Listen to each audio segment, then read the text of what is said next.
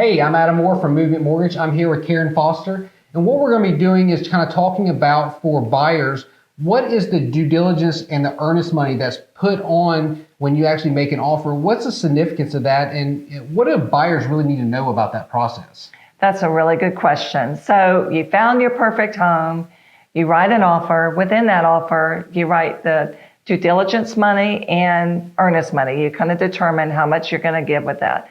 The due diligence, you actually write a check to the seller, and the seller cashes that. Then you have the earnest money, and that's actually kept in a trust account, and all of that goes to reducing your mortgage.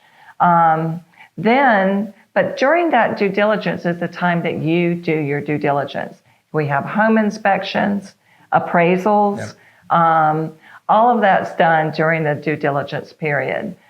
Now, are both of those wrote at the same time when someone wants to make an offer, or are they done at different times? It's up to you and how you want. That's all part of the negotiating when you actually present the offer. Some people give the due diligence money and the earnest money at the same time. Some people choose to give the earnest money after the due diligence period that everyone's agreed upon.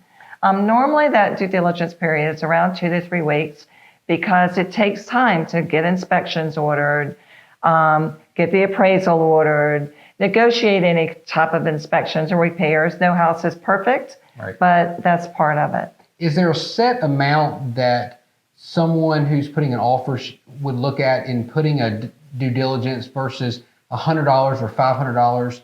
Is there an amount that would differ for that? That is the million-dollar question, and it really depends on the house, the size of if you're buying a $500,000 house versus a $100,000 house, you'll have different due diligence and earnest money. And that's where we come in, and we kind of help you determine that. Awesome.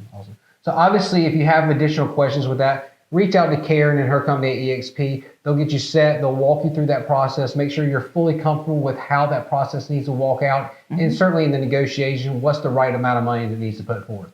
Thank you for watching. Check us out later.